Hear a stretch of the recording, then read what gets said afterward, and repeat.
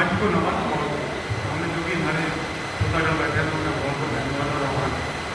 आज एक बात मुझे भी कंफर्म हुई, पहले तो मैं इस दोस्ती का सारा श्रेय पाठक जी को जाता, मैंने कुछ भी नहीं कहा, कुछ मेरी ऐसी व्यक्तिगत परेशानियाँ थी, मैं बता रहा पाठक जी का बात मैंने कह दिया, तो सारा श्रेय पाठक जी को जाता है। बल्कि महाप्रसाद से बहुत बहुत धन्यवाद।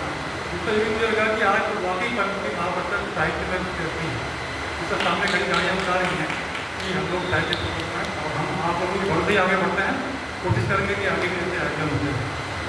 तो मैं ज़्यादा भूमिका न मानते थी कि एक दो रचनाएँ मुझे भी पढ़नी है तो मैं पढ़ देता हूँ, लेकिन बहुत ज़्यादा कोई आज तैयारी भी नहीं है। लेकिन कहानी है, इसका शीर्षक है गुलमोहर।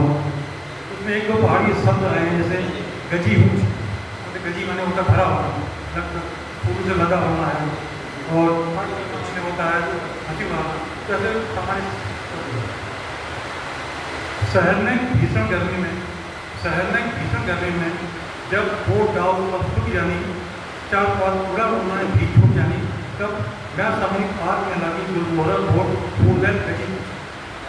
शहर ने भीषण गर्मी में जब बोट डाल सब सूख जानी, चार पार पूरा उन्होंने भी छूट जानी, तब मैं सामूहिक आग में लगी गुलमोहर फूल गई।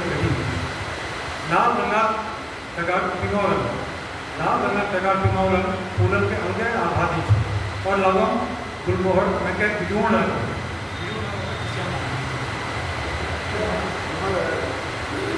लाल रंगा टगार पिंगौरन फूलन के अंगे आबादी और लगम गुलमोहर में के बिजोड़ लगो, फिर भी जो मुझे बहुत अच्छा लगा।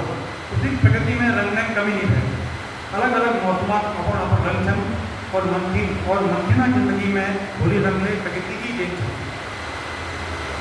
मगर अलग अलग मौसम अपन अपन रंग छन और मंथीना जिंदगी में भूरी रंग प्रकृति की देन छन, मगर गुलमोहर में के अनोखे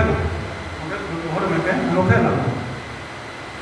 किले की 45 डिग्री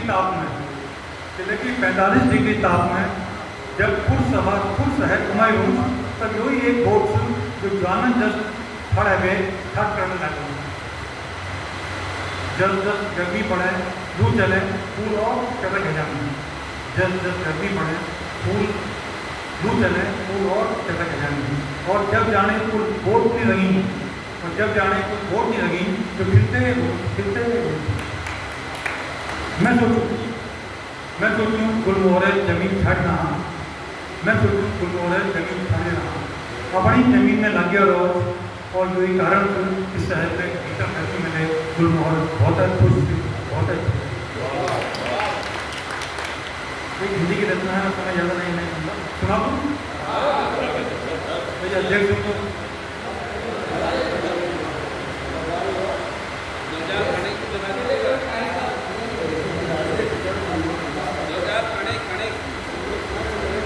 माहौल ही नहीं है ना, कहाँ जाते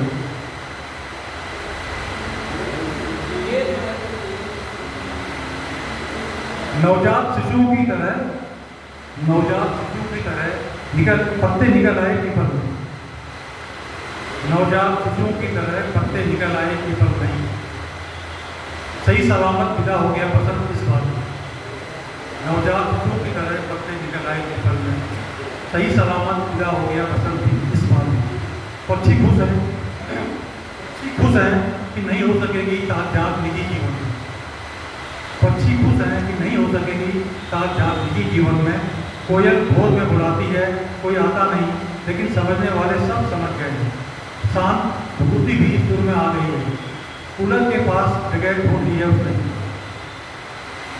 समझने वाले समझ गए हैं। शांत भूति भी सुर में आ गई है, कूलर के पास जगह ढूंढ ली है उसने।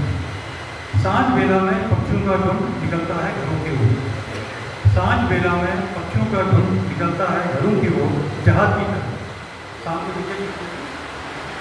सांझ बेला में पक्षियों का झुंड निकलता है घरों की ओर जहाज की तरह। सफ़ेद चमकते पक्षी अंधेरे में भी साफ साफ दिखाई दे जाते हैं। देसी विदेशी किसी के लिए कहीं कोई सीमा रेखा नहीं। सफ़ेद चमकते पक्षी साफ साफ दिखाई दे जाते हैं।